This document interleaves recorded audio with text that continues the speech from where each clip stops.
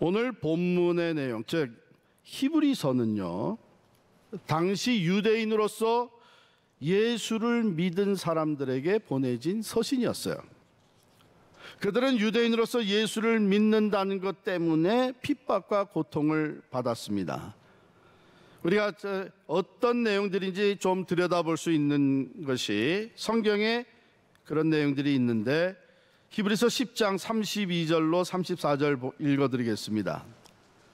전날에 너희가 빛을 받은 후에 고난의 큰 싸움을 견디어낸 것을 생각하라. 혹은 비방과 환난으로서 사람에게 구경거리가 되고, 혹은 이런 형편에 있는 자들과 사귀는 자가 되었으니 너희가 갇힌 자를 동정하고 너희 소유를 빼앗기는 것도 기쁘게 당한 것은 더 낫고 영구한 소유가 있는 줄 알미라.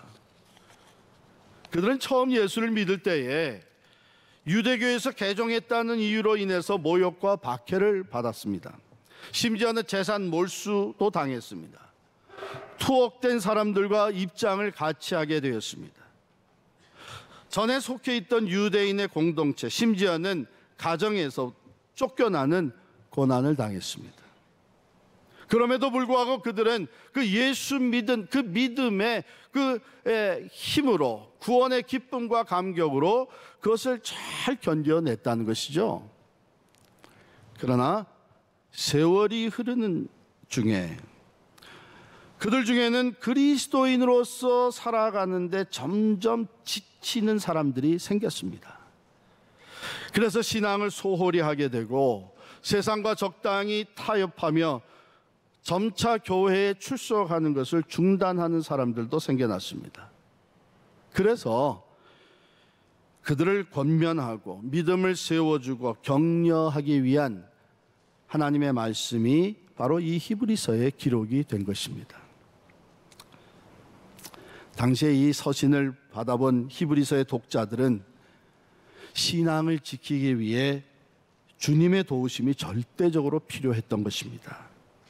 하나님의 도우시는 은혜가 아니고는 믿음을 지키기가 어려웠고 현실의 박해와 고난을 극복하기가 매우 힘들었던 것입니다. 적당히 타협하고 심지어는 신앙을 저버리고 유대교로 돌아가고자 하는 유혹도 매우 컸습니다. 그런데 그게 그 당시뿐일까요? 생각해보면 오늘 우리의 현실도 크게 다르지 않은 것 같습니다. 성경 말씀의 진리대로 신앙생활을 하는 것이 쉽지가 않아요. 그리스도인답게 신앙의 양심을 따라 살려고 하면 손해를 보고 생활이 어려워지기도 합니다. 세상의 화려함과 죄의 유혹은 갈수록 더 커져서 우리의 믿음을 흔들어 놓고요. 기독교 국가라고 하는 미국에서조차 정직하게 사업하고 성경 가르침대로 자녀들을 양육하며 하나님 중심으로 살도록 키우려니까 학교 성적이 뒤떨어지지는 않을까, 친구들 사이에 외톨이가 되지는 않을까 걱정이 앞섭니다.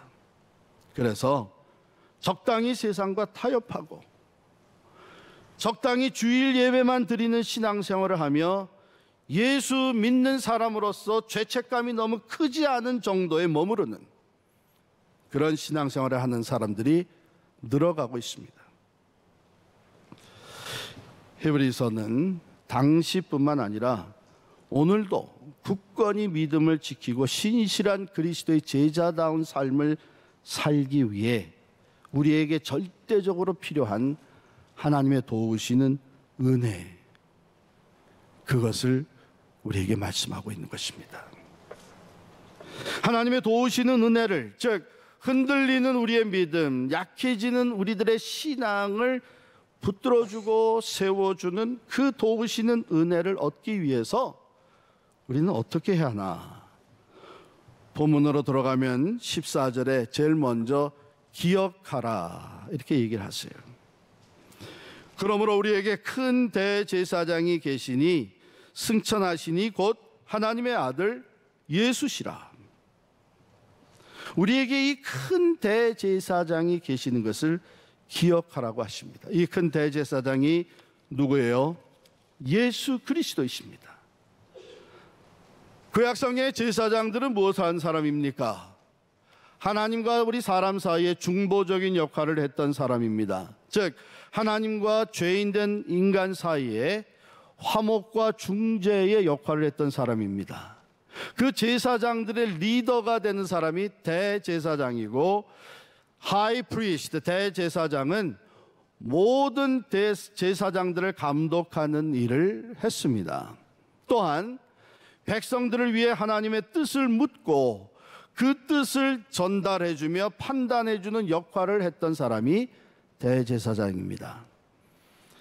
그런데 이 대제사장의 임무 중에 가장 크고 중요한 임무는 1년에 한 번 대속죄일에 온 이스라엘 백성들의 죄를 위해서 지성소에 들어가, 하나님이 임재해 계시는 God's dwelling place, 지성소에 들어가 속죄제를 하나님께 드리는 것이 대제사장의 가장 큰 역할이었어요. 속죄 제물을 드리고 그 피를 가지고 지성소에 들어가 백성을 대신하여 하나님께 제사 드리는 일을 했던 것이죠. 바로 예수 그리스도는 큰 대제사장이라고 하는 얘기는 예수 그리스도가 바로 그와 같은 위치에 계신다는 것입니다. 그러나 예수 그리스도는 구약에 있는 대제사장들과는 다릅니다. 구약에 있는 대제사장들은 불완전한 제사장들이었습니다. 그렇기 때문에 구약의 대제사장들은 백성들을 위해서 속죄제를 드릴 때에 먼저 자기 자신들을 거룩하게 성결하게 하는 제사의 규례를 따라야, 그것을 거쳐야만 했습니다. 그리고 흠이 없는 동물을 가지고 들어가 제사를 드렸습니다. 그러나 예수님은 완전한 대제사장이라고 소개합니다. 오늘 본문에 보면 큰 대제사장이라 그랬는데 크다는 거하고 대라고 하는 거하고 같은 의미다, 이거 뭐 이렇게 얘기할 필요가 있나 생각하는데, 여기 크다고 하는 것은 완전하다는 의미를 담고 있습니다.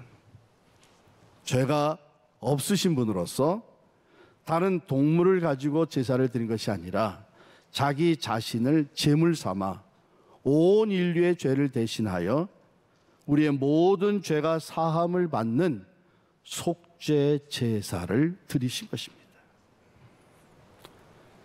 이것을 기억하라고 하는 거예요.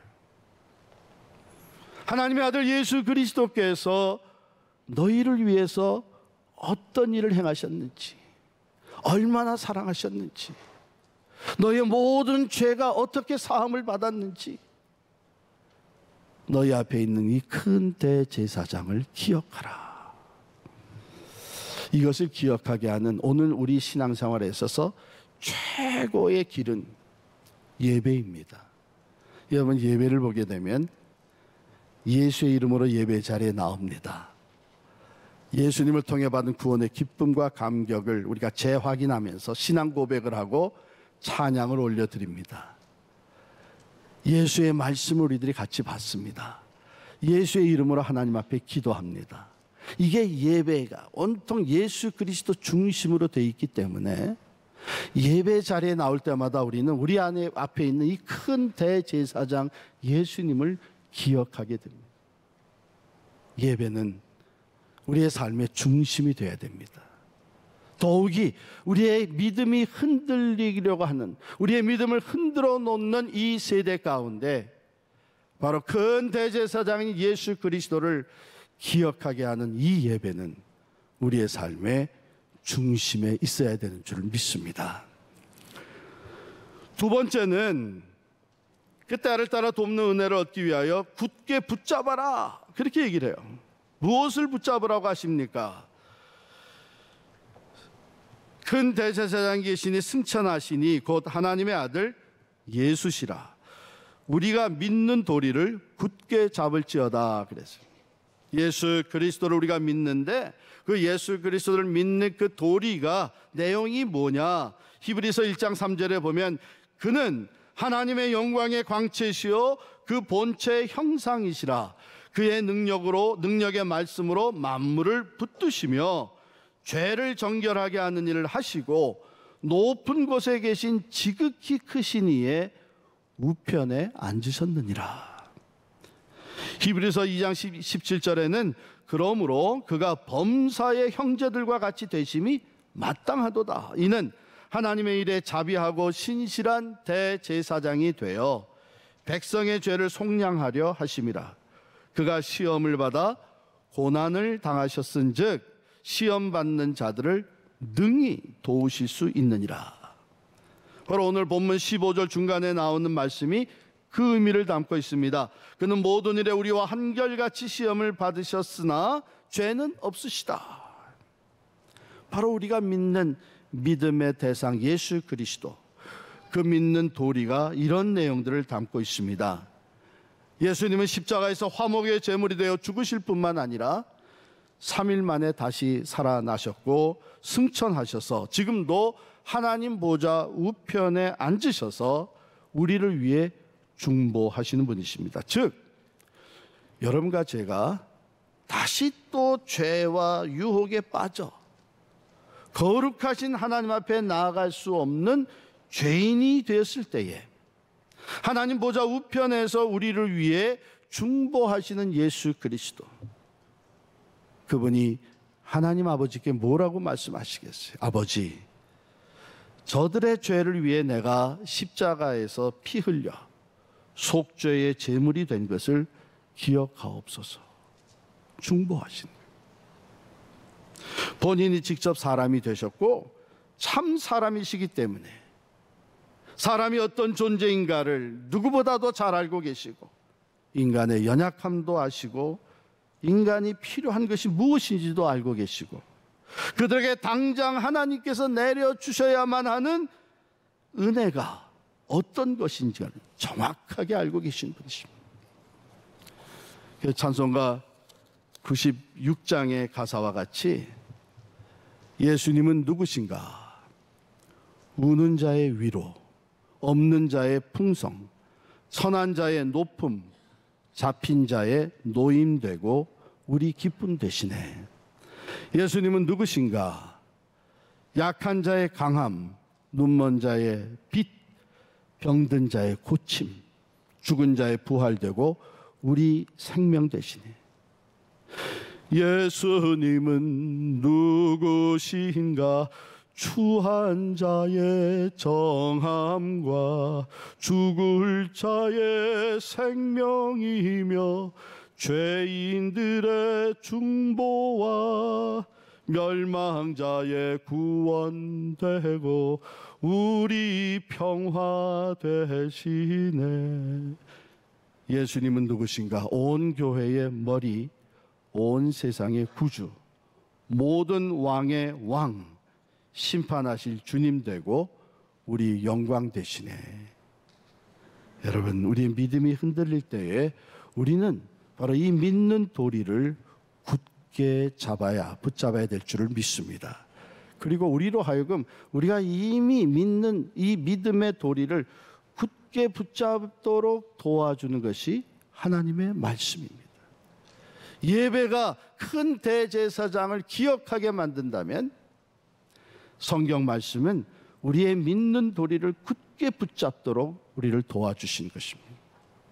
그러므로 우리는 말씀 앞으로 더 가까이 나아가야 되는 것이죠. 세 번째로 우리에게 주신 돕는 은혜를 얻기 위해서 나아가라, 이렇게 말씀. 왜 나아가라고 하십니까? 은혜가 필요하기 때문이에요. 우리의 연약함과 부족함, 죄인됨을 인정하고 은혜를 얻기 위하여 나아가야 합니다. 어디로 나아가라고 합니까? 보좌 앞으로 나아가라고 합니다. 어떻게 나아가라고 하십니까? 우리는 부족하고 죄인이고 다시 또 의심하고 하나님 앞에 설 수 없는 죄인인데 어떻게 우리가 하나님 보좌 앞에 나아갈 수 있습니까? 성경은 담대히 나아가라고 하십니다. 우리가 담대히 나아갈 수 있는 근거가 무엇입니까? 주님 계시는 그 보좌는 정죄와 심판의 보좌가 아니라 긍휼과 은혜의 보좌이기 때문입니다. 일찍이 선지자 이사야를 통해 주신 말씀입니다. 너희는 여호와를 만날 만한 때에 찾으라. 가까이 계실 때에 그를 부르라. 악인은 그의 길을, 불의한 자는 그의 생각을 버리고 여호와께로 돌아오라. 그리하면 그가 긍휼히 여기시리라. 우리 하나님께로 돌아오라. 그가 너그럽게 용서하시리라. 할렐루야. 우리가 겸손히 우리의 연약함과 죄인됨을 고백하며 그 보좌 앞으로 나아갈 때 주님 우리를 긍휼히 여기시고 우리에게 필요한 은혜를 베풀어 주십니다. 근데 본문을 보게 되면 때를 따라 돕는 은혜라고 했어요. 때를 따라 돕는 은혜. 때에 맞춰서 사시사철 절기에 맞춰서 베풀어 주시는 은혜. 물론 그런 은혜도 변함없이 우리에게 주십니다만은 이게 ESV, English Standard Version에 이렇게 적혀 있어요. Let us then with confidence draw near to the throne of grace, that we may receive mercy and find grace to help in time of need. 우리가 도움이 필요할 때에, 우리의 힘으로는 믿음을 지키기 어려울 때에, 우리의 능력으로는 헤쳐나갈 수 없는 시련과 어려움에 빠져 있을 때에, 도움이 필요할 때에, 그때에 우리를 도와서 믿음을 지키게 하시고 믿음으로 헤쳐나가게 하시고 믿음으로 승리하게 하시는 그 돕는 은혜가 우리에게 주어진다고 하는 것입니다. 어느 집에 한 20살 난 아들놈이 부모에게 자꾸 반항을 합니다. 쩍하면 나 이 집에서 나갈 거야 하고 협박을 합니다. 참다 못해서 가족 회의를 했어요. 식구들을 다 모아놓고 아버지가 아들에게 욱박지르면서 물었습니다. 이놈아, 넌 걸핏하면 집을 나가겠다고 하는데 도대체 뭐 때문에 그러냐? 아들이 대답하기를 내가 내 인생을 바로 살기 위해서 나가려고 합니다. 그럼 내가 추구하는 그 인생이 무엇인데 집에서는 안 되고 밖으로 나가야만 되냐? 제가 바라는 인생은 돈도 많이 벌고요, 여행도 많이 하고요, 마음에 맞는 여자도 만나고요, 그렇게 즐겁게 사는 것이 제 인생의 목표입니다. 우리 집에서야 어디 그렇게 됩니까? 하니까 아버지가 벌떡 일어나서 야 이놈아, 그런 데가 있거든, 나랑 같이 가자 그러시다.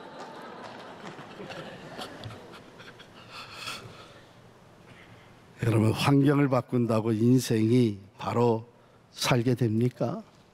내가 원하는 것을 다 이루게 돼요?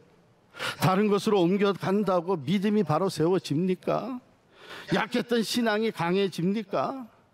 은혜를 받아야 합니다. 지금 있는 그곳에서 도우시는 은혜를 받아야만 내가 그 믿음을 바로 세워나갈 수 있고 바로 살 수 있는 거예요. 내가 있는 자리에서 겸손히 무릎을 꿇고 고백해야 합니다. 내 부족함을, 내 연약함을, 다른 것을 탓하지 아니하고 나의 죄인됨을 겸손히 고백하며 하나님의 긍휼하심과 돕는 은혜를 얻기 위해 은혜의 보좌 앞으로 나아가야 합니다. 한 번은 귀신 들린 아들을 가진 아버지가 예수님을 찾아왔습니다. 무엇을 하실 수 있거든 우리를 불쌍히 여기사 도와주옵소서 하고 부탁을 했어요. 그때 예수님 말씀하시기를 할 수 있거든이 무슨 말이냐, 믿는 자에게는 능히 하지 못할 일이 없느니라, 이렇게 얘기하자 그 아버지가 소리를 지릅니다. 내가 믿나이다, 나의 믿음 없는 것을 도와주옵소서. 우리도 우리를 긍휼히 여기시는 주님, 그 은혜의 보좌 앞에 나아가며 주여 내가 믿습니다. 그런데 내가 믿음이 부족합니다. 내 믿음 없는 것을 도와주옵소서. 내 믿음이 흔들립니다. 내가 약해지고 있습니다. 주님은 우리의 믿음을 붙잡아 주시고 우리로 믿음으로 행할 수 있도록 도와주시는 줄을 믿습니다. 맹인거지 바디메오가 길가에 앉아서 소리를 칩니다. 예수님이 지나가시는 것을 감지하고 다윗의 자손 예수여 나를 불쌍히 여기소서 소리를 치니까 같이 가던 사람들이 그를 꾸짖으면서 조용하라고 잠잠하라고 꾸짖었습니다. 그런데 그는 중단하지 않고 더욱 크게 소리 질렀습니다. 다윗의 자손 예수여 have mercy on me. 나를 불쌍히 여기소서. 주님이 발걸음을 멈추고 서서 그를 불렀습니다. 그리고 그에게 말씀하십니다. 내 믿음이 너를 구원하였느니라. 그가 곧 보게 되었습니다. 마태복음 14장 24절부터 보면은요, 예수님이 제자들을 찾아오십니다. 제자들이 한밤중에 배를 타고 가다가 풍랑을 만나서 큰 고난을 당하고 있을 때 산에서 기도하시던 예수님이 급하셨는지 물 위를 걸어서 제자들에게 찾아오십니다. 제자들은 그가 한밤중에 나타난 유령인 줄 알고 두려워했어요. 주님께서 온유한 음성으로 말씀하셨습니다. 안심해라. 내니 두려워하지 마라. 그러자 베드로가 용기를 가지고 주님께 부탁을 합니다. 주님이시거든 나도 무리를 걷게 하십시오. 내게 오라 하십시오. 그래? 그럼 내게 와라. 베드로가 주님을 바라보며 무리를 걸어서 주께 갑니다. 그러다가 바람을 보고 무서워졌어요. 그래서 빠져들어가기 시작을 했습니다. 베드로는 물에 빠져들어가며 소리 지릅니다. 주여 나를 구원하소서. 그때 예수께서 즉시 손을 내밀어 그를 붙잡아 주시며 말씀하셨습니다.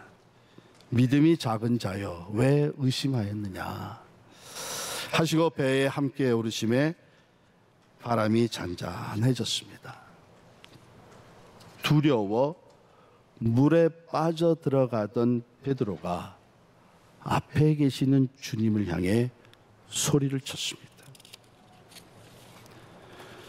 우리가 두려움에 빠져 들어갈 때, 걱정과 염려에 믿음이 흔들리고 빠져 들어갈 때, 낙심과 절망에, 의심과 죄에 다시 빠져 들어갈 때, 우리에게 큰 대제사장 예수 그리스도께서 우리 앞에 계신 것을 기억하시기를 바랍니다. 그분은 능히 우리를 구원하시는 능력의 주님이십니다. 우리를 사랑하셔서 우리의 고난과 시련 가운데 우리를 친히 찾아오시는 사랑의 주님이십니다. 그분을 믿고 주저함 없이 담대하게 그를 향해 부르짖 손을 내밀며 주여 나를 구원하소서. 내가 도움이 필요합니다. 나는 은혜가 필요합니다. 내가 두려움에, 의심에, 걱정과 염려에, 고통과 낙심에, 유혹과 죄에 빠져 허덕이고 있습니다. 베드로와 같이 우리의 흔들리는 믿음, 의심했던 마음, 우리 자신의 힘으로 헤어나올 수 없는 우리의 연약함을 주님은 불쌍히 여기시며 우리에게 긍휼을 베풀어 주실 것입니다. 우리의 손을 붙잡아 주실 것입니다. 우리의 믿음을 세워 주실 것입니다. 주님의 능력과 사랑으로 우리에게 필요한 때를 따라 돕는 은혜를 베풀어 주실 것입니다. 여러분 지금 어떤 은혜가 필요하십니까? 지금 이때에 여러분과 여러분의 가정, 여러분의 일터에 어떤 은혜가 필요하십니까? 주님은 때를 따라 돕는 은혜를 베푸시는 분이십니다. 때를 따라 도우시는 주님의 은혜를 얻기 위하여 어떻게 하시겠습니까? 사랑하는 형제 자매 여러분, 지금 여러분에게 두려움이 있습니까? 고통이 있고 의심의 마음이 있습니까? 기도했지만 내가 생각된 대로 응답이 없어서 불안하고 예수 믿는 것이 무슨 의미가 있는가 의심이 들어옵니까? 기억하십시오. 우리에게는 대제사장, 완전한 대제사장 되시는 예수 그리스도가 계십니다. 오늘도 은혜의 보호자 앞에 앉아 계시고 우리를 초청하십니다. 은혜의 보호자 앞으로 나오라고, 담대하게 나오라고. 왜냐하면 정죄와 심판의 보좌가 아니라 긍휼과 은혜의 보좌이기 때문에 나오라고 하십니다. 우리에게 가장 최선의 것을 가장 최적의 시간에 맞추어서 주시는, 때를 따라 도우시는 그 은혜, 우리 주님 바라보시기를 바랍니다. 그분을 믿는 도리를 굳게 붙잡기를 바랍니다. 그 은혜를 얻기 위하여 담대하게 은혜의 보호자 앞으로 나아가 부르짖으며 기도하시기를 바랍니다. 때를 따라 돕는 은혜를 우리에게 베풀어 주실 것입니다.